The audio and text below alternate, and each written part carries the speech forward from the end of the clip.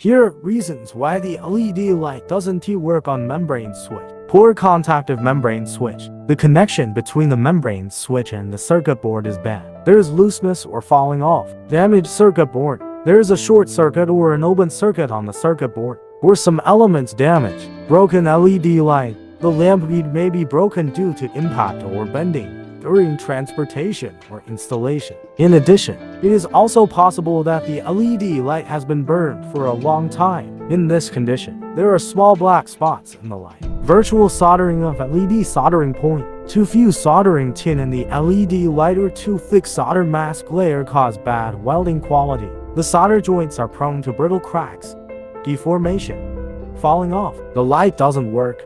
Bad battery. There are issues in the power supply. No voltage output exists, or the working voltage doesn't meet requirements.